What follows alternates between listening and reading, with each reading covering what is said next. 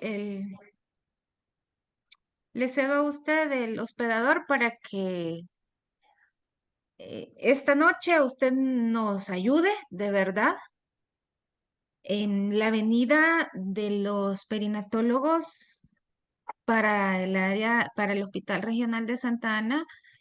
Implica para nosotros un gran reto, puesto que ellos traen conocimientos actualizados sobre el manejo de la patología tiroidea y cada vez eh, esta patología se va volviendo más frecuente encontrarla, quizá porque la buscamos más gracias a la venida de ellos, y esto nos permite ofertar una mejor calidad de atención para nuestras embarazadas. Es por eso que nosotros tenemos el interés real en tratarlas de la mejor manera, en actualizarnos en el manejo, y a sugerencia del doctor Salinas, me dice, yo tengo a alguien que maneja ese tema a la perfección y me lo recomendó a usted, y para nosotros es un placer recibirlo esta noche en nuestro ciclo de conferencias. Para todos los compañeros, el doctor Gerardo Durán trabaja para el Hospital Primero de Mayo, es médico internista, reconocido, que se ha dedicado no solamente a su rol de internista, sino que lo han hecho casi obstetra, y eso nos alegra porque sabemos que podemos contar con alguien que nos eche la mano. Así que dejo sin más preámbulos al doctor Durán con ustedes. Gracias, gracias. Buenas noches. Gracias por compartir su tiempo, por tomarse un poquitito de su espacio. Yo sé que la noche es corta y que es martes y que todos estamos fuera de nuestras labores, pero encantado de poder estar aquí con ustedes. Eh, Me voy a proyectar ahorita con mi Zoom a ver cómo les parece la presentación. Me avisan si la ven. ¿Cómo están ahorita? ¿Si la logran ver? No, doctor. Va, déjenme ver. Porque con mi teléfono casualmente hubo un pequeño problema que no me quedé sin internet en la casa. Me dicen de que hasta mañana van a mandar la revisión. Vamos. Mm.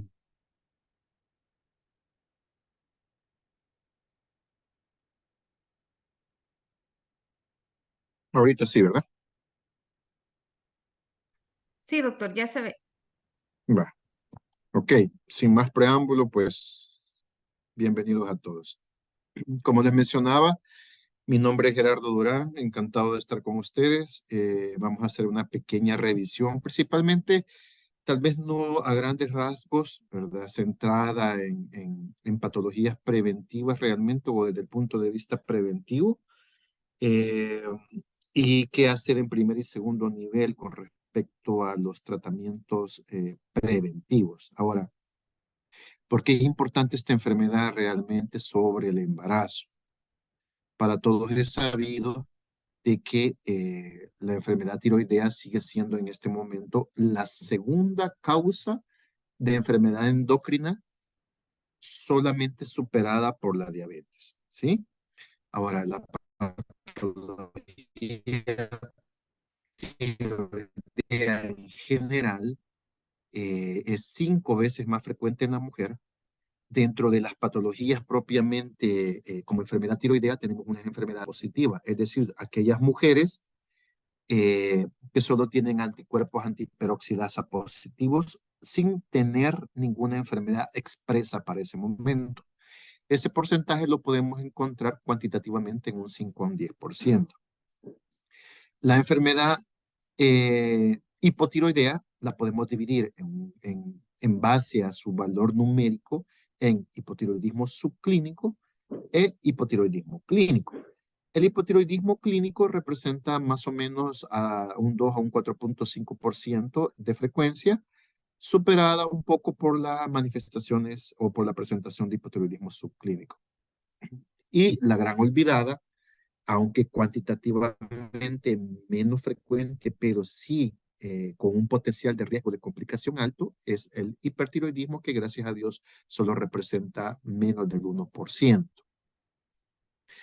Para poder entender y podernos centrar propiamente en la enfermedad tiroidea, quisiera que recordáramos un poco con respecto a la función y las adaptaciones fisiológicas que se dan propiamente durante el embarazo. ¿De acuerdo? Ahora, tenemos dos órganos efectores: el hipotálamo, la hipófisis, y el tercero, que no está enunciado en esta fotografía, es la glándula tiroidea. A nivel del hipotálamo, se produce una hormona que se llama hormona liberadora de tirotropina. Esta va a actuar directamente según las necesidades a nivel de la hipófisis anterior, estimulando que ésta libere hormona estimulante de la tiroides, la cual actuará específicamente a nivel de la glándula tiroidea. Ahora bien, a nivel de la mujer embarazada, tenemos dos órganos bien importantes. Uno de ellos es la placenta, ¿sí? La placenta cobra relevante importancia en dos situaciones. Una, porque a nivel de ella se encuentra una serie de desyodidasas tiroideas. Esas desyodidasas tiroideas van a degradar más rápido los fragmentos de T3 y T4. Ahora, la placenta también se encarga de producir la gonadotropina coriónica humana, la cual tiene una importancia relevante porque tiene actividad tirotrópica intrínseca, ¿verdad? Es decir, tiene actividad estimulante de la tiroides propiamente, a través de estimular el receptor de tirotropina de forma directa. Entonces, la placenta juega un papel bien importante en esos dos puntos, al desactivar los fragmentos de T3 y T4, y dos, en producir gonadotropina coriónica humana que con actividad tirotrópica intrínseca. Ahora bien, por un efecto del aumento del estrógeno a nivel del hígado, eso que vemos ahí a nivel inferior izquierdo, el exceso de producción de estrógeno hace a nivel hepático que se produzca un aumento de la globulina fijadora de tiroxina. Ese aumento de la globulina fijadora de tiroxina se va a encargar de ligar o unirse y transportar la T3-T4, obviamente en su forma unida, es decir, en T3 y T4 total. Entonces, ese incremento de la tiroglobulina puede ser en algunas circunstancias que bioquímicamente en los exámenes que nosotros mandamos estén súper elevados. Es decir, nosotros podemos encontrar un embarazo normal, la T3 y T4 totales, altas de forma normal, sin ninguna significación clínica. ¿Sí? ¿Por qué? Porque es debido al aumento de la tiroglobulina, ¿sí? Ahora, si seguimos viendo en el otro dibujo de adaptación, hacia la derecha, en la horizontal, son las semanas de embarazo, de 0 a 40. Quiero que tomemos un punto en especial en la semana 10 y en la semana 20. Podemos ver la curva verde de HCG, es decir, de gonadotropina coriónica humana. Cuando se inicia el embarazo, la placenta hace un pico de producción, el cual lo alcanza más o menos entre la semana 10 y 11. Luego, alrededor de la semana 12 o 14, tiende a declinar y se mantiene en meseta. Si nosotros sabemos que la gonadotropina coriónica humana hace su pico a nivel de las 10, 12 semanas, empezando específicamente ahí por la séptima semana, sabemos que los niveles de TSH o de tirotropina van a declinar o van a disminuirse por un efecto de retroalimentación negativa. Ya habíamos mencionado de que la gonadotropina coriónica humana, uno, se parece estructuralmente a la TSH, y dos, que tiene actividad estimulante de tirotropina. Entonces, el organismo detecta que tiene un exceso aparente de TSH o de hormona estimulante del tiroides, y Si nosotros dosificáramos los niveles de TSH para esas semanas, encontraríamos niveles mucho más bajos de lo habitual. ¿Sí? Ahora, por un mismo efecto de la actividad tirotrópica, los niveles de T4 libre tienden a aumentarse ahí por la semana 8, 9 y 10. ¿De acuerdo? En la siguiente diapositiva, también nos encargamos de poner un poco respecto a la fisiología, como un resumen que podemos ver a continuación.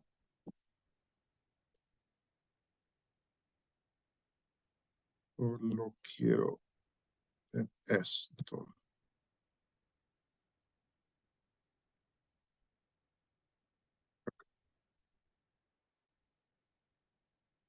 Entonces, haciendo un resumen, dentro de los cambios adaptativos del embarazo, estructuralmente la glándula puede incrementar un poco de tamaño, sí, pero sin llegar a ser palpable y sin llegar a tener criterios de bocio. Puede incrementar hasta un 30%, principalmente al final del tercer trimestre, para incrementar la producción de hormona tiroidea.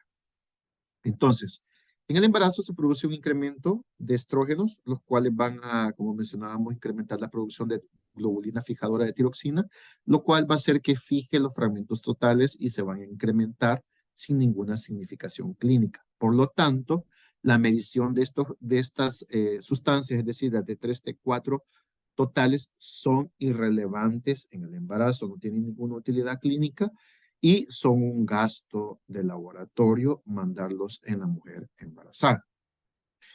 Ahora, en el siguiente punto, en la parte de abajo, mencionábamos que hay un aumento de la gonadotropina coriónica humana y por lo tanto los niveles de TSH pueden tener tendencia a la supresión, ¿sí? Sin tener necesariamente una significación clínica. ¿Qué tanto pueden llegar a bajar? Como podemos ver en el tercer acápite de color rosado, donde dice niveles de TSH en el embarazo, en el primer trimestre es habitualmente esperado y normal encontrar valores de entre 0.1 hasta 2.5. Incluso dependiendo de la placenta, si es muy grande o si es un embarazo gemelar, pudieran encontrarse niveles mucho más inferiores a 0.1. En el segundo trimestre podemos encontrar 0.2 a 3 y en el tercer trimestre de 0.3 a 3. Para tener un recurso de memoria de esto, podemos dividir en rangos inferiores y rangos o límites superiores. En el límite inferior, para el primer trimestre 0.1, para el segundo trimestre 0.2 y para el tercer trimestre 0.3. El límite superior sería 2.5, 3 y 3 para los trimestres respectivamente. ¿Sí? ¿Vamos bien hasta ahí? Hola. Sí, doctor. Sí, sí. Ah, ok. Respecto a los cambios fisiológicos, esto es bien importante tomar en punto la circunstancia última que aparece aquí con respecto al yodo. ¿Por qué? ¿Por qué tratamos de mantener una relevancia del yodo?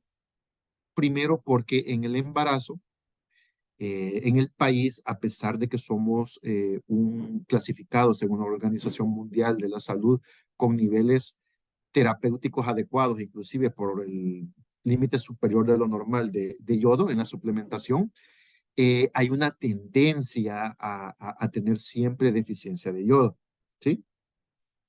Uno de los puntos bien importantes es porque el embarazo incrementa las demandas basales de yodo hasta un 50%. Dos, habíamos mencionado de que la placenta produce deyodidasas tiroideas, por lo tanto van a hacer que los niveles de yodo bajen. Y tercero, un punto bien importante que todos sabemos que la tasa de filtrado del glomérulo está incrementado. Por lo tanto, y sabemos que el yodo se elimina a través del riñón. Por lo tanto, la velocidad de eliminación renal de parte del yodo está triplicado.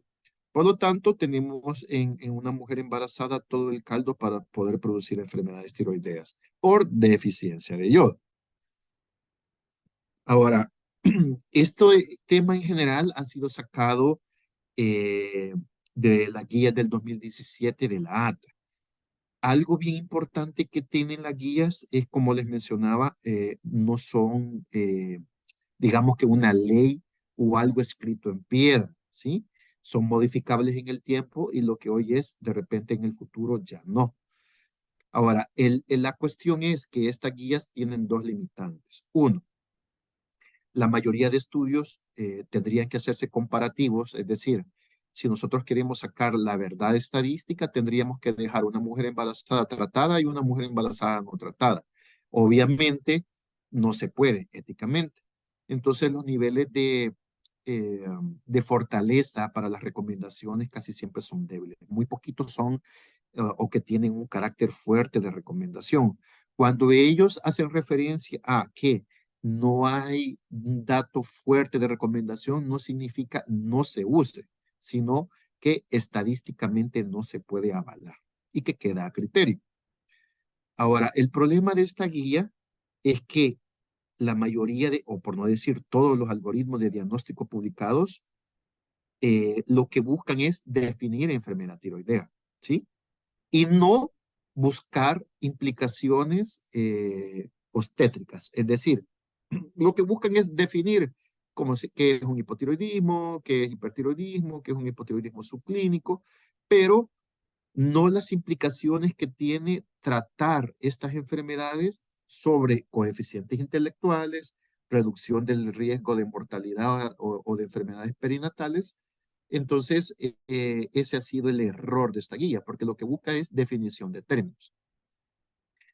Ahora, como les mencionaba, cuando se revisan realmente cuál fue el papel de la intervención al suplementar con levotiroxina la mayoría de enfermedades, principalmente hipotiroideas, eh, lastimosamente han sido llevadas los estudios allá por la semana 12-13, ¿sí? La mayoría de estudios se efectuaron tardíamente. Por lo tanto, se perdieron esas primeras 12 semanas de desarrollo neuroconductual o neurocognitivo del bebé. Entonces, no pueden dar ningún beneficio o ninguna sustentabilidad estadística porque no se ejercieron en las semanas que podrían haberse podido modificar los coeficientes intelectuales, por ejemplo, o mucho menos prevenir un aborto. Ahora, tres puntos que vamos a tocar. Uno, valores de referencia respecto a las pruebas de función tiroidea. ¿Cuándo considerarlas normales? Dos, poder definir o clasificar bien las enfermedades tiroideas y cuándo efectuar o cuál es la recomendación más fuerte de efectuar un cribado. Tercero, qué tanto valor tiene la nutrición y el yodo. Como tercer punto y el no menos importante, nos vamos a centrar ahorita en él, el mineral más abandonado ahorita. ¿Sí? Esta es una publicación de la Organización Mundial de la Salud en la cual establece los niveles de yodo por país, ¿sí? A través de la medición de yodo urinario en 24 horas. La clasificación se puede dar en base a deficiencia, valores óptimos, o riesgo de poder producir enfermedad hipertiroidea yodo inducida. Si nosotros observamos el mapita de nosotros, El Salvador realmente está en cuadrito con valores adecuados e inclusive podríamos decir con valores altos en base a la suplementación de yodo. Alrededor de 1980 en El Salvador se creó una ley de suplementación de yodo. Así que por ley, si ustedes buscan en todos los super selectos o en cualquier otro super, van a encontrar que toda la sal está yodada, ¿sí? ¿Cuánto nos aporta de gramos de sal? ¿Cuántos miligramos o microgramos de yodo aportan los gramos de sal? 60 microgramos cada gramo, ¿sí? Ese es por ley lo que se debe de suplementar, ¿verdad? Lo que lleva cada gramo, el valor de microgramos de yodo. Ahora, si observamos ahí el mapita de El Salvador, podríamos decir que nosotros estamos teóricamente, poblacionalmente, bien en el estatus de yodo. Por lo tanto, podríamos decir que nuestras enfermedades no deberían de deberse a deficiencias de yodo, ¿sí? Teóricamente. Ahora, Más de alguno de ustedes indica que multivitamínicos, eh, podríamos decir que todos son buenos. Uno de los parámetros que habitualmente pudieran ocupar es el precio, pero eh, vamos a quedarnos ahorita con dos productos. Uno, el Femivital versus el Natel. Para todos sabemos que Bayer es bueno y que no hay nada mejor que la Bayer, ¿sí? Para los que les gusta el Natel. Ahora, ¿qué importancia tiene este multivitamínico? Que no tiene dentro de su descripción yodo, ¿sí? Entonces, si nosotros damos este producto, estamos descuidando a nuestra embarazadita, ¿sí? Más que todos los que se dedican a práctica privada, porque los multivitamínicos ahorita, los nuevos que, que está aportando el Instituto Salvadoreño de Seguro Social, sí tienen microgramos de yodo, ¿sí? Eso sí estoy seguro, lo acabo de revisar. Ahora, el Femivital, a diferencia del Natele, si ustedes pueden ver, aparte de que tiene DHA y que tiene EPA, tiene yodo. Por lo tanto, uno de los mejores o de los más recomendados podría ser este medicamento a nivel privado, ¿sí? O a nivel institucional, en dado caso se comprase. ¿Cuántos tiene? 200 picogramos de yodo. ¿Sí? Podemos observarlo en la 1, 2, 3, 4, en la quinta casilla de abajo para arriba.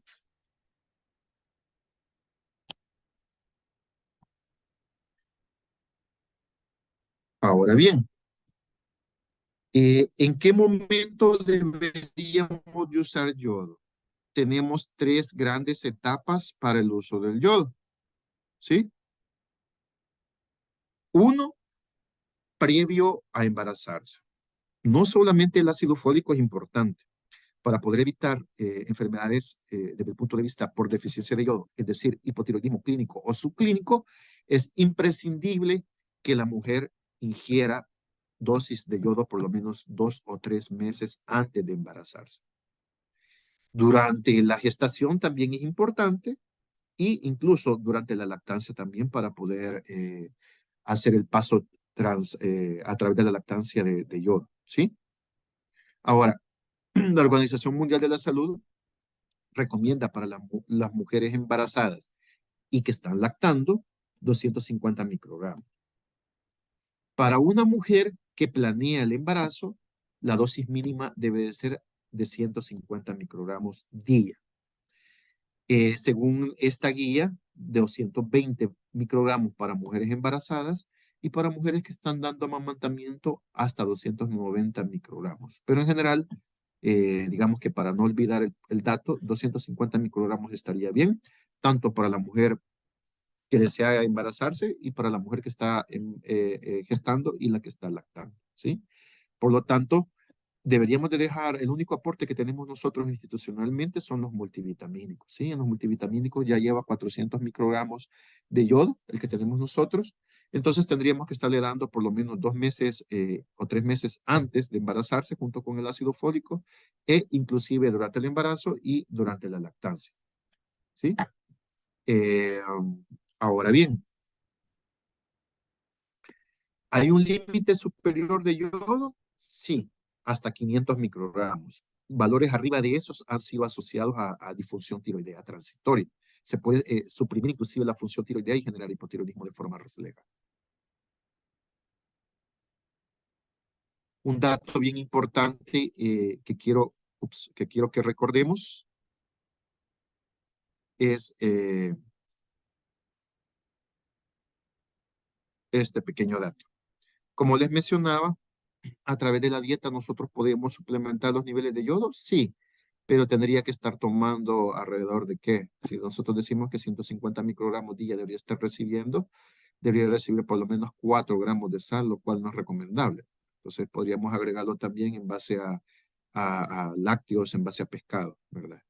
Ahora, un dato bien importante también que debemos de recordar es que el contraste radiológico también, por si alguna mujer embarazada requiere un estudio, la dosis de yodo por cada ml es de 300,000. O sea que es 2000 veces la dosis diaria recomendada. Ahora, ¿y qué importancia tiene esto? Ya habíamos mencionado que si nosotros damos más de 500 microgramos día, podemos producir un fenómeno que se llama fenómeno de Wolff-Chaikoff, en la cual se suprime transitoriamente la función tiroidea, pudiendo producir un hipotiroidismo severo. Transitorio, sí, pero severo. Entonces, toda mujer que ha sido sometida a contraste radiológico, ya sea por cualquier TAC, por ejemplo, debe de ser, debe de efectuarse el screening cada 3 meses, ¿verdad? Con TSH, para verificar que no desarrolle en algún momento disfunción tiroidea. También las mujeres que curamos o que se curan, ¿verdad? De repente por alguna su herida, la solución de povidona yodada también tiene 100.000 microgramos por cada ml, ¿sí? Que es la dosis más o menos de 670, ¿verdad? De la dosis de yodo. Ahora, ya entrando en materia propiamente y dejando de hablar del yodo, eh, una de las recomendaciones de la ATA para esta guía del 2017 es cuál debe de ser el valor de referencia de TSH. Porque unos hablan que debe de hacerse en base a la población. Por ejemplo, a nivel de Estados Unidos se considera que hasta 4 microgramos es normal, ¿sí? Si nosotros verificamos la guía de España, que son las más cercanas a las de nosotros, ellos dicen que es de 3.000 unidades, perdón, de TSH el límite superior normal. Pero lo ideal es que cada país tenga su propio estudio poblacional. Pero para poder sacar un estudio poblacional requiere al menos 3 de las siguientes condiciones. Uno, que sea efectuado en mujeres sin ninguna enfermedad tiroidea conocida. Dos, que tengan esas mujeres una ingesta adecuada de yodo. Y tercero, que se les hubiera hecho un screening con anticuerpos antitiroideos, ya sea anti-TPO, y que estos se encuentren en negativo. El hecho es que este dato es bien engorroso y bien difícil y eh, no podemos decir que lo podemos efectuar porque es bien económicamente de alto costo. Entonces la guía da recomendaciones, ¿sí? Con respecto a que si el país tiene sus propios rangos de referencia, es decir, que se ha hecho ese estudio en base a esos 3 parámetros, es decir, mujeres sin enfermedad tiroidea, con buena ingesta de yodo y con anticuerpos antiperoxidasa negativos.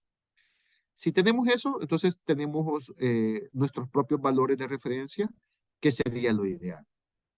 Pero si nosotros no tenemos esos estudios, por X o Y motivo, los valores de referencia se deben de adaptar a la guía de la ATA, la cual dice que el límite superior normal debe ser de 4.000 unidades y el límite inferior, sí, así de inferior, 0.1 miliunidad. ¿De acuerdo? Ahora, esta última parte que dice cuándo se debe de efectuar el screening, esto es en base a las guías españolas, en las cuales ellos recomiendan efectuarlo entre la semana 9 y 11. ¿Por qué? Porque si nosotros efectuamos el estudio antes de la semana 9, ¿qué estaría pasando? Los niveles de TSH pueden estar anormalmente alterados sin tener ninguna significación clínica. ¿Por qué? Porque inclusive pueden ser que estén súper altos, es decir, póngale valor de 4, y que si los efectuamos entre la semana 9 y 11, que hacen el máximo pico con la gonadotropina coriónica humana, podemos estar sobrediagnosticando enfermedad tiroidea sin ser. No sé si me explico. Ahora, si nosotros efectuamos el estudio después, es decir, más allá de las 11 semanas, eh, podríamos perder el beneficio de proteger a la mujer de abortos, ¿sí? O de alteraciones en el coeficiente intelectual del bebé. Ahora, la guía ATA del 2017 recomienda un cribado selectivo, ¿sí? Para mujeres de alto riesgo. En esta tabla podemos ver cuáles son aquellas mujeres de alto riesgo. Ahora, ¿vale la pena hacer un cribado universal o un cribado en base a universales que todas las mujeres, todas las embarazadas, o un cribado selectivo? ¿Sí? Eso lo vamos a ver en la siguiente diapositiva. Entonces, pero la ATA en este caso, la recomendación es que debe de hacerse un cribado específico para este tipo de población, un cribado selectivo. Ahora, ¿a quién se le va a hacer un cribado selectivo? Toda mujer que se embaraza más de 30 años. Dos, que tenga diabetes o alguna enfermedad autoinmune. ¿Sí? ¿Por qué? Porque esos tienen asociado a los anticuerpos antiperoxidasa tiroidea. Un dato bien importante también es historia de muerte fetal o de parto pretérmino o de infertilidad, ¿sí? Aquella mujer que de repente tuvo un óbito que, qué sé yo, a las 28 o 32 semanas sin ninguna causa explicada, puede ser que en ese momento hubiera tenido una disfunción tiroidea. Los niveles de TSH mayor o igual a 6 están asociados a óbito fetal. Otro de los factores es obesidad mórbida, entendida esta como un índice de masa de mayor de 40. Dato bien importante, uso de fármacos como la miodarona, administración reciente de material de contraste, como habíamos mencionado con respecto al uso de TAC. Un dato también es residir en un área conocida de deficiencia de yodo. Esto es para el cribado selectivo en mujeres de alto riesgo, ¿sí? Eso siempre debe de hacerse. En toda mujer que más de 30 años, obesa, que tenga diabetes, que tenga incluso antecedentes de preeclampsia previa, que tenga anticuerpos antiperoxidasa positivos o que tenga alguna historia de enfermedad tiroidea previa. Entonces, te hace esta pregunta. ¿Deberían las mujeres someterse a pruebas universales entonces de función tiroidea antes, es decir, antes de embarazarse o durante el embarazo? Esa es la pregunta. Ahora, ellos contestan con respecto a eso de esta forma. No hay pruebas suficientes para recomendar a favor o en contra del cribado universal. Universal es en base a todas las que se embarazan en el país. ¿Sí? Entonces, no dan ninguna recomendación porque no hay una evidencia adecuada. Pero eso no quiere decir no se haga. Desde el punto de vista estadístico, puede ser que nosotros al hacer un cribado universal podríamos detectar un 10% de población afecta, ¿sí?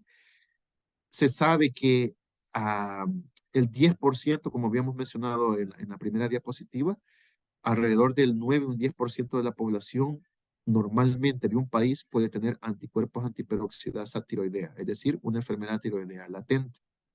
Entonces, al hacer un cribado universal, nosotros podemos hacer esa detección del 10%, ¿sí? Desde el punto de vista cuantitativo, estadístico o monetario, no es rentable, pero eso no quiere decir que no se efectúe, ¿sí? Ahora, se debe de hacer también con respecto a aquellas mujeres que estén o sea, la siguiente recomendación o la siguiente prueba es eh, si se puede hacer un cribado universal en aquellas mujeres que tienen alteraciones o que tienen problemas para concebir, sí, principalmente aquellas que tienen o que están dentro del programa de infertilidad o que tienen anticuerpos antiperoxidasa.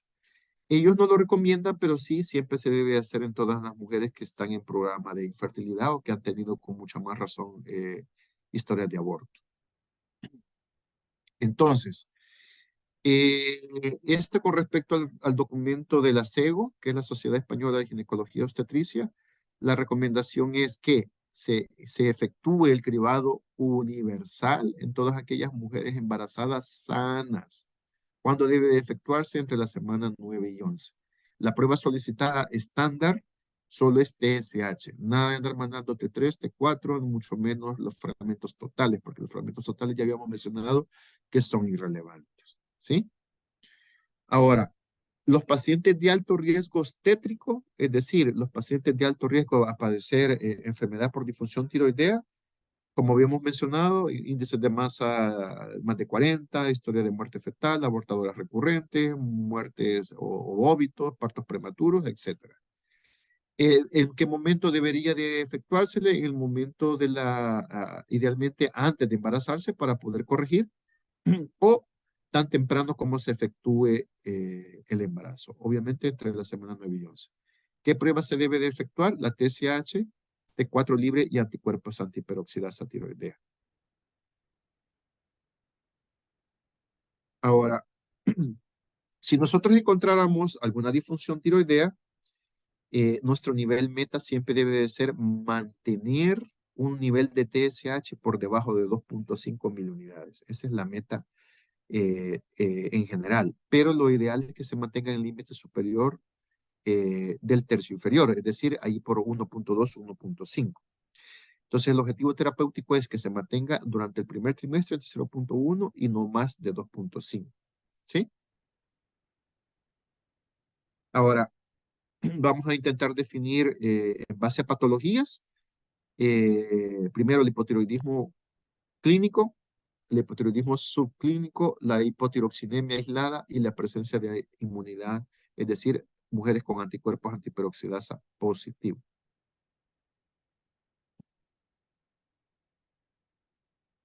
Entonces, por hipotiroidismo manifiesto, podríamos decir que estamos hablando de una TSH elevada, es decir, mayor de 10 o superior a esta, independiente de los niveles de T4 libre. Aunque en otras recomendaciones hacen referencia con TSH más de 10 y con T4 libre disminuidos. Y un hipotiroidismo subclínico, por definición, es TSH por arriba de 2.5, es decir, por arriba del percentil 90, y con valores menos de 10 miliunidades, siempre y cuando tengan una concentración normal de T4 libre. Y el olvidado también es la hipotiroxinemia aislada. Una hipotiroxinemia aislada es todos los niveles de TSH normal con niveles de T4 libre bajo. Es decir, la única alteración es la presencia de T4 libre bajo. Ahora, ¿a qué se debe esto? Unos dicen que va a ser obesidad, otros se deben a niveles de yodo insuficientes durante la dieta. Entonces, el hipotiroidismo manifiesto o hipotiroidismo clínicamente es TSH elevada, prácticamente arriba de 10 y con una disminución de la concentración de T4 libre. Hipotiroidismo subclínico hace referencia a niveles de TSH materna elevada, típicamente por arriba de 2.5, pero hay unos que hacen referencia a valores menos de 4 o inclusive menos de 10, pero con niveles de T4 libre normales. Ahora, ya una vez definidos los conceptos, procedemos a tratar.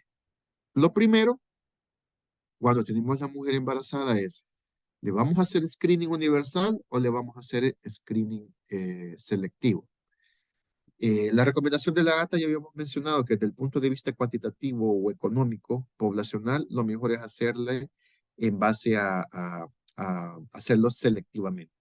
Entonces, ¿a quiénes se los vamos a hacer? Ya habíamos mencionado, mujeres típicamente más de 30 años, obesas, es decir, con un índice de masa de más de 40, que tengan historial de abortos recurrentes, que tengan exposición a dosis altas de materiales de contraste, que han usado amiodarona, que tengan historia de abortos recurrentes, etc. Entonces, podemos encontrar los siguientes valores. Uno, valores entre 0.1 y 2.5. Entonces, si encontramos valores en aquella mujer de alto riesgo con valores de 0.1 y 2.5, hasta ahí nomás se termina el screen. Ahora, si los niveles oscilan entre 2.5 y 10, en ese momento, y error de la ATA, es que lo hace a dos pasos. Es decir, primero el screening de TSH y dependiendo del valor de TSH, solicita los niveles de anticuerpos antiperoxidasa. ¿Por qué digo que es un error? Porque eso institucionalmente estamos hablando de por lo menos un mes o 2 meses. Porque los niveles de anticuerpos antiperoxidasa se efectúan en laboratorio de pruebas especiales y la solicitud uno la manda hoy y en un mes por suerte lo pueden reportar. Entonces, lo ideal sería entonces, en este caso, mandar ambos, ¿sí? porque desde el punto de vista, digamos que práctico, no es factible, ¿sí? Porque estamos perdiendo un mes. Si nosotros efectuamos esto en la semana 8, estaríamos hablando que ya pasaron la semana 12, 14 y ya perdimos ese tiempo valioso. Entonces, si nosotros encontramos valores de TSH de 2.5 y 10, se deben de estudiar los anticuerpos antiperoxidasa tiroidea. Y si los niveles de anticuerpos antiperoxidasa tiroidea pueden tener dos resultados, positivos y negativos. Si están positivos y los valores de TSH están entre 2.5 y 4 mil unidades, puede considerarse tratamiento, ¿sí? Si la TSH, como habíamos mencionado, está entre más de 2.5, pero menor de 10 y tiene anticuerpos antiperoxidasa positiva, y los TSH están entre 4 y 10, trátelo sin ninguna duda. Ahora, un punto bien importante es, si nosotros encontramos valores de 2.5 y de 10.000 unidades, y los anticuerpos antiperoxidasa son negativos, entonces, el valor de TSH que se oscila entre 4 y 10 es el más importante. ¿Por qué? Porque a pesar de que tenga anticuerpos antiperoxidasa negativos, los niveles de TSH, perdón, que oscilan entre 4 y 10, eh, pueden seguir en el tiempo subiendo. Es decir, que de repente el riñón está eliminando más el yodo, de repente el requerimiento de hormona tiroidea para la glándula tiroides sea más elevado, entonces ese TSH se puede desplazar y después se puede convertir entre 4, 6 hasta 10, ¿sí? Pudiendo producir las siguientes alteraciones, ¿verdad? Porque pueden estar asociadas a preeclampsias, a muerte fetal, etc. Entonces, si nosotros tenemos valores entre 4 y 10, aún con anticuerpos antiperoxidasa tiroideo, debe de considerarse tratamiento. Ahora, si los anticuerpos antiperoxidasa son negativos en el contexto de encontrar TSH entre 2.5 y el límite superior normal, que por definición, según la guía es 4, no debe de efectuarse tratamiento. Aunque, aunque este último punto debe tomarse siempre con reserva. ¿Por qué? Si bien es cierto, no recomienda tratamiento, pero debe de efectuársele a partir de las 20 semanas, cada 4 semanas hasta las 32 semanas, seguimiento con TSH, porque eso no quiere decir que no puedan subir esos niveles y después convertirse que sea 4, que sea 10, ¿sí?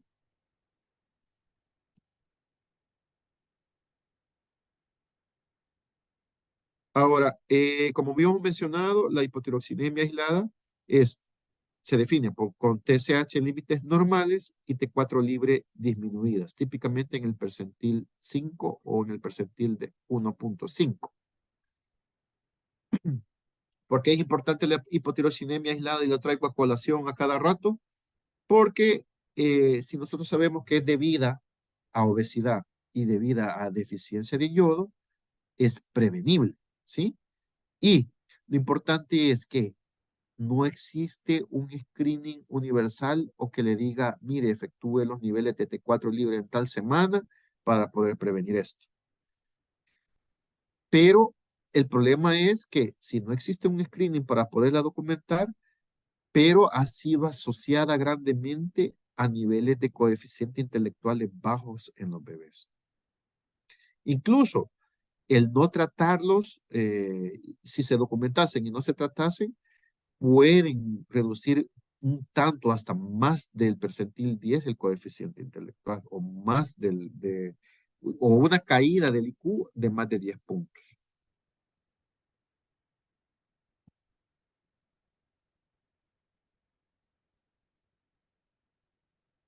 Entonces, como recomendación de la ATA y como pregunta es, ¿las mujeres con hipotiroxemia aislada deben de ser tratadas con levotiroxina en el embarazo? Ellos hacen referencia que no existe, digamos, que criterio fuerte para hacer esa recomendación. El problema es que ellos no hacen esa recomendación porque, como les mencionaba en este punto 2, los ensayos prospectivos que se efectuaron, ese estudio en el cual eh, salió con debilidad para poder hacer una recomendación estadística, es que la intervención se efectúa a la semana 13 y 17. Entonces, Obviamente, si nosotros hacemos el estudio de seguimiento de inicio que se suplementó con levotiroxina entre la semana 13 y 17, no es que no hubiera tenido ningún beneficio, sino que se perdieron las 12 semanas previas para poder actuar sobre el coeficiente intelectual del bebé.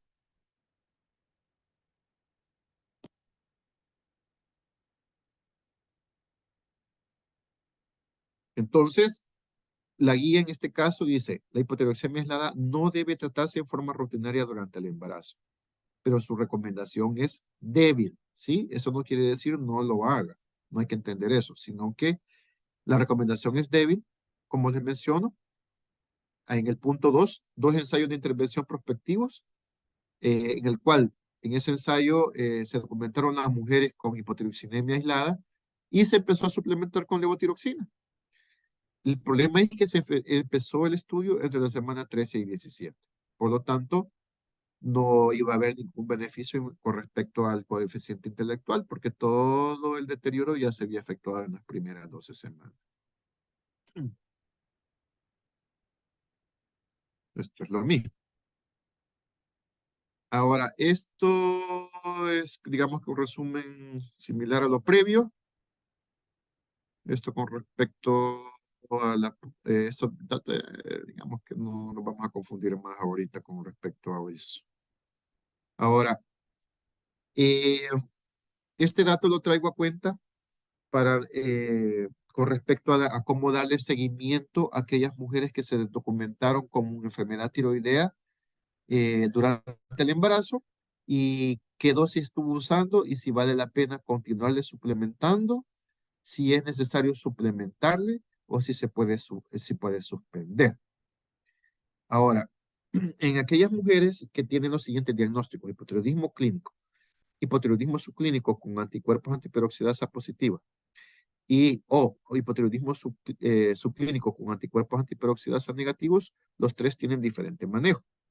Con la hipotiroidea clínicamente manifiesta, es decir, con TSH más de 10, pero con niveles de T4 normales o inclusive bajos, eh, se debe de reducir en el momento del parto a 2/3 de su dosis final que se alcanzó, ¿sí?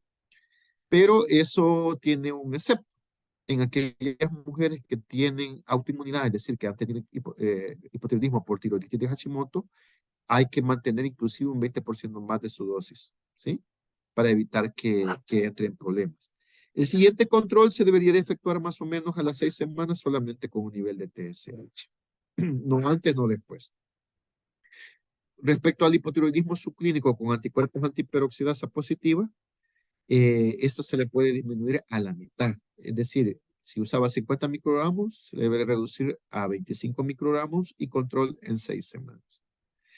Si la pacientita tenía un hipotiroidismo subclínico, pero con anticuerpos antiperoxidasa negativos, va a depender la maniobra según la dosis que usara. Porque si usaba solamente una dosis de apoyo que era de 25 microgramos, ¿se puede suspender? Sí. Si usaba 50 microgramos, se debe reducir a la mitad, y si usaba más de 100 microgramos, se debe reducir 25 microgramos cada semana hasta llegar a 50. Y un control inmediato a las 6 semanas. Un pequeño resumen realmente, quizás solo abordado a tratar de ver y hacer énfasis preventivo principalmente con respecto al yodo, porque sí, como les menciono, es algo olvidado. Hasta donde yo he visto, por lo menos en nuestro hospital, no se le entrega a nadie multivitamínicos, ¿verdad? Por lo menos para saturar los niveles de yodo en las mujeres que están en problemas de infertilidad o que están con deseo de embarazarse. Y mucho menos que se les dé multivitamínicos con yodo en aquellas mujeres que están lactando, ¿verdad? Eso quizás era el punto más importante: definir la hipotiroxinemia aislada. Para poderla prevenir, realmente deberíamos de hacer las maniobras previas y un poquito de hipotiroidismo. No sé si hay alguna pregunta, duda o interrogante.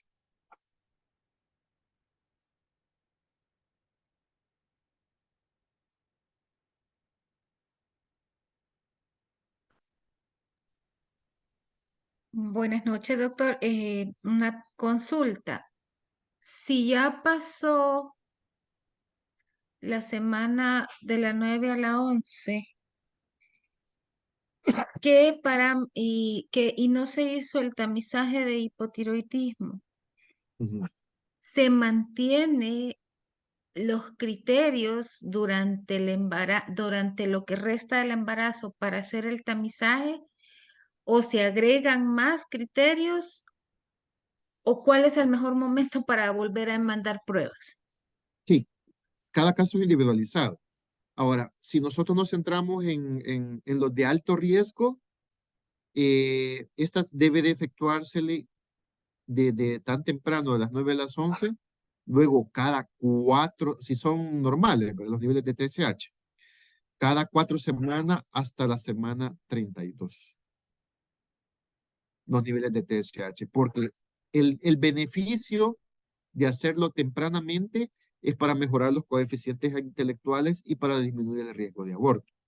Ahora, aunque estadísticamente no hay ningún beneficio que avale suplementar con niveles de levotiroxina si se encuentran en valores menos de 4, no hay un estudio, ¿verdad? Porque no se efectuó, o sea, no hay recomendaciones porque los estudios no se efectuó, o sea, por eso el primer parámetro que les mencionaba, que se ha intentado definir enfermedad tiroidea, pero la visión de los tetras se ha olvidado, ¿sí?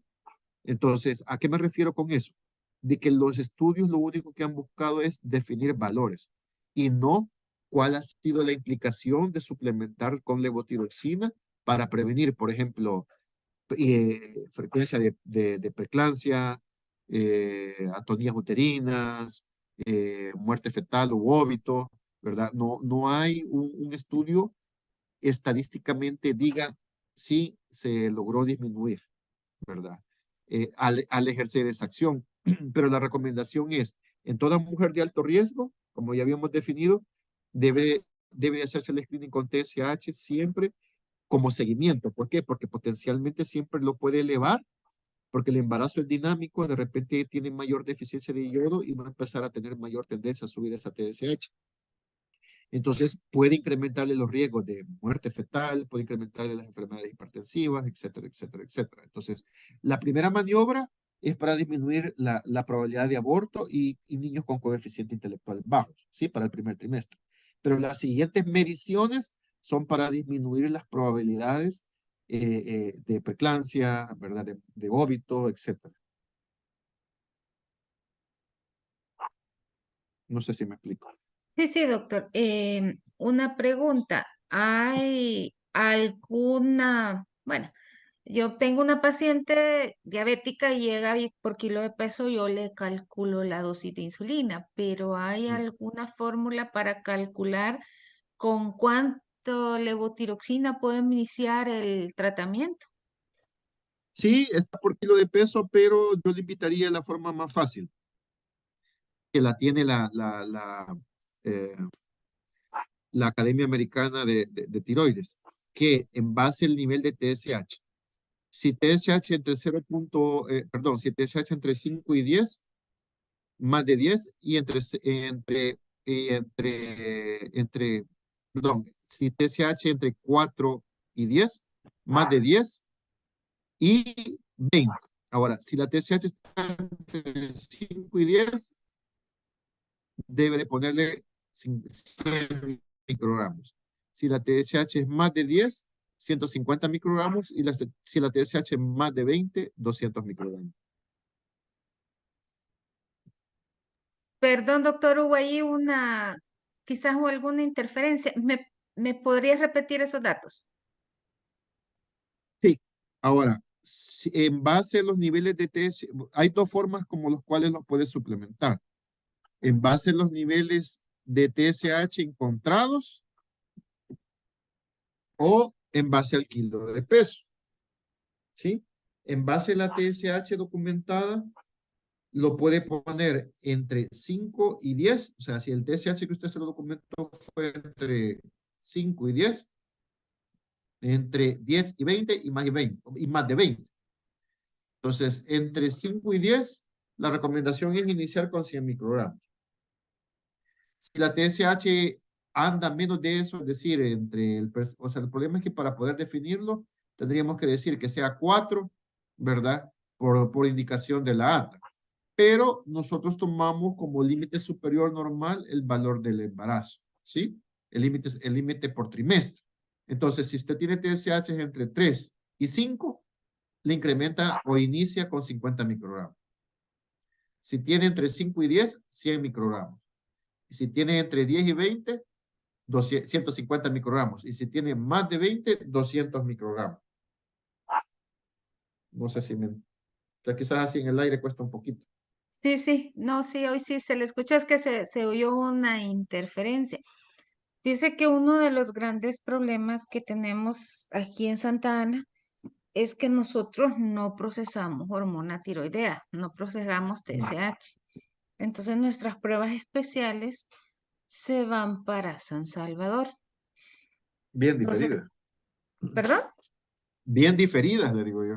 Sí, exacto. Entonces se nos da un impasse en el sentido que muchas veces la paciente de riesgo llega con los compañeros perinatólogos ya tardíamente, 32, 34 semanas. Ujú. Entonces ellos inician tratamiento como debe de hacerse, pero viene aquello que necesita la evaluación endocrinológica porque probablemente es una cesárea y se nos están retrasando mucho las valoraciones en ese sentido. Ujú. Entonces, mi pregunta viene encaminada a esto. ¿Cuánto antes de una valoración endocrinológica deben ser tomadas las pruebas? ¿Verdad? Y para que no vaya a haber sesgo, ¿verdad? Para que el Ujú. internista con tranquilidad diga, no, esta señora está bien, no hay ningún problema. Eh, Y nosotros eh, poderle también calcular el tiempo en el que la vamos a mandar. ujú. Como le mencionaba, en todas aquellas mujeres de alto riesgo debe de efectuárseles cada 4 semanas, ¿verdad? Hasta la semana 32. Ya de la semana 32 se espera que si ha estado compensada ya no va a haber ninguna modificación. Ok, entonces podemos decir que alguien que ha iniciado levotiroxina 24 semanas, se le envía Ujú. a las 32 niveles de Sí. TSH. A nosotros nos tardan cuando bien nos va, de una semana a dos en venir. Entonces prácticamente llegamos a las 34 y ya hacemos nuestra valoración y no hay ningún problema para ello. No, no, no. Técnicamente tendría que hacerla. Ya no hay ningún. Ahora, o sea, siempre en el entendido de que por lo menos ya tenga 6 semanas de inicio de tratamiento. Porque para poder modificar dosis y todo, tiene que haber tenido por lo menos 6 semanas de estarla ingiriendo. ¿Sí? Sí, eso es lo que realmente se nos vuelve algo complicado. No sé, el doctor, Pero, el sí, doctor, ajá, perdón, pero con valores de 5, de 6, o sea, y que uno ya sabe que ya empezó por lo menos con 50 o 100 microgramos, puede ser que bioquímicamente en el examen se va a tardar 6 semanas en compensarlo, pero funcionalmente ya sabemos que con una semana ya está en meta. No sé si me explico. sí, sí. Ahora, ajá, lo que podría hacerse para evitar eso es, eh, porque puede ser de repente que tenga TSH, póngale de 8, ¿verdad? O que tenga niveles de TSH de 10, que ya empezó con levotiroxina y que tiene 2, 3 semanas de estarlas usando, pueden medirle niveles de T4 libre, y como la hormona efectiva y funcional es la T4 libre, con tal que en una T4 libre, aunque la TSH, nosotros sabemos que bioquímicamente en el examen se va a tardar de 4 a 6 semanas, pero la modificación de la T4 libre ya va a estar normalizada más o menos en una semana, 10 días. Entonces, con tal que lleve una T4 libre decente entre 0.8 y 1.7, pues se va sin ningún problema. Que lo perca. Ex- Ujú. excelente. Doctor Sandoval, usted que nos está apoyando en el hospital, no sé, alguna participación o comentario que tenga para este momento.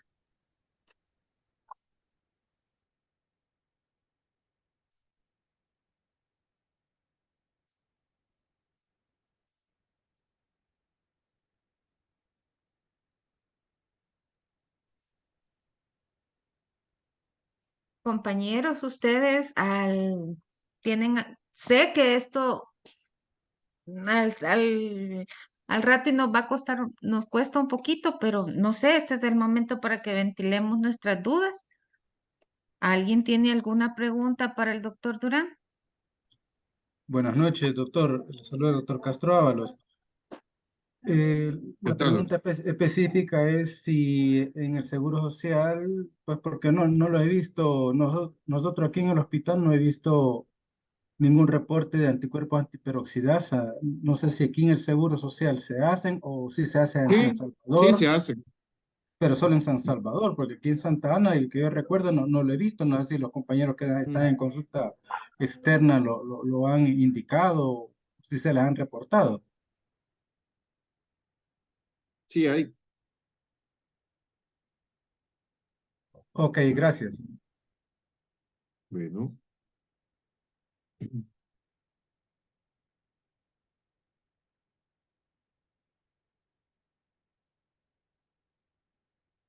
Por aquí tenemos una pregunta en el chat, doctor. Dice, ¿cuánto tiempo de vigencia tienen las pruebas tiroideas para una evaluación preoperatoria? Y hay en una el embarazo. y hay una segunda pregunta. Dice, ¿todas las embarazadas con esta patología deberían tener una evaluación, sea vía vaginal o cesárea? Pues realmente, a mi parecer, vaya, mire, pues realmente no, porque sí, sí, o sea, la verdad que están sobrevaloradas, o sea, por rutina se hace, pero realmente no debería de hacerse, porque si está clínicamente eutiroidea y bioquímicamente eutiroidea, no requiere ninguna recomendación. Inclusive, la recomendación trillada que nosotros a veces se le pone, que es omitir o suspender la dosis de levotiroxina, es irrelevante. ¿Por qué? La vida media de la levotiroxina es de 7 días. O sea, no tendría ningún sentido suspenderse, ¿ya? ¿Por qué? Porque le va a vivir allí los 7 días, pues. O sea, no tiene ningún sentido suspenderle la levotiroxina. Se le deja eso así como recomendación que ha quedado grabada en el tiempo, pero que no tiene ninguna validez, ¿sí? Lo que importa es que mantenga una T4 libre normal y por lo menos una TSH para operarse, por lo menos sin ningún problema, con menos de 5. De ahí no requeriría mayor revaloración. Incluso esa muletilla de suspender la levotiroxina el día de la cirugía es irrelevante, ¿sí? Si ustedes la revisan allí, la vida media de la levotiroxina es de 7 días. Por lo tanto, si la suspendo hoy o mañana o un día antes, incluso puedo haberlo suspendido 5 días antes y todavía está circulando en sangre. Doctor, y así administrativamente, usted que está en el Hospital Primero de Mayo, a mí se me da el impasse con anestesia que la paciente que ha sido catalogada durante el embarazo, no la que era tiroidea previo, sino que la que ha sido catalogada durante el embarazo, este, me toca correr con el endocrino. El doctor, él es muy abierto, muy accesible, más sin embargo, yo en el hospital solo lo tengo 2 horas, 3 veces a la semana, entonces realmente a veces se hace bien difícil hacer valoraciones por endocrino. Ujú. No sé si allá en la 1 de Mayo la paciente con diagnóstico de hipotiroidismo en el embarazo está siendo valorada por su persona como médico internista o están exigiendo que lleve valoración endocrinológica. Lo que pasa es que, vaya, y la EPO, la evaluación preoperatoria integral, o sea, y si ustedes revisan la hojita verde esa, la evaluación preoperatoria integral incluye cardiovascular, endocrina, reumatológica, nefrológica, ¿sí? O sea, su internista de allá tendría que hacer todas esas, no necesita del subespecialista, ¿sí? A no ser que fuera algo extremo, pues que fuera una cirugía cardíaca, por ejemplo, ¿vea? Que requiere alguna otra indicación cardiovascular extra. Pero para las evaluaciones endócrinas, así por difusión tiroidea, diabetes, etcétera, etcétera, etcétera, no requieren del subespecialista. ¿verdad? Ahí su internista tendría que hacérselo sin ningún problema, porque evaluación endocrina no es quien la haga, sino cuál es la recomendación de su patología endocrina, propiamente dicho, ¿verdad? No sé si me doy a explicar. O Sí, sea, doctor. la evaluación endocrina hace referencia a no que necesariamente sea efectuado por un endocrinólogo, sino que es una recomendación endocrina de sus patologías endocrinas. Sí, va a perdonar que le haga estas preguntas que son así muy de la institución. La situación es que por allá por San Salvador dicen la República de Santa Ana, porque aquí se hacen cosas que por otros lados no, ¿verdad? Entonces, Ujú, realmente, créame que una de las intenciones con la venida de los médicos perinatólogos es que nosotros empecemos a dar mejor respuesta. ujú, Y eso incluye que que los demás colegas de las otras especialidades también en algún momento apoyen. Entonces, y que de alguna manera tratemos de funcionar en alguna medida lo más parecido a nuestro hospital escuela que pudiera ser la 1 de mayo. Entonces, si ustedes allá, usted me dice, no, es que se refiere a la función endocrina y esa puede ser perfectamente evaluada por un médico internista, no veo yo por qué acá en Santa Ana tengamos que hacer algo diferente, ¿verdad? Pero yo correcto. creo que eso ya es más asunto de jefaturas, pero ahora como que yo ya me siento un poquito más envalentonada como para decir, mire, esto así se maneja en nuestro Ujú. hospital, ¿verdad? Escuela. Entonces, va a perdonar que le hice la pregunta, pero era bien No, no se importante preocupe, para mí. doctora, con gusto. Y la verdad, no sé, el doctor Salinas si quisiera aportar algo más. No, doctora, yo la verdad, esta ponencia yo ya la había visto, que el doctor la había dado en un Ateneo bibliográfico que tuvimos y por eso fue que yo le sugerí que la diera, porque ella se dio cuenta que creo que él va al grano y nos ha dejado claros todos los puntos que queríamos tener claro. Así es que no tengo ningún aporte, doctor. Compañeros, ¿no hay nadie más que quiera hacerle una pregunta al doctor?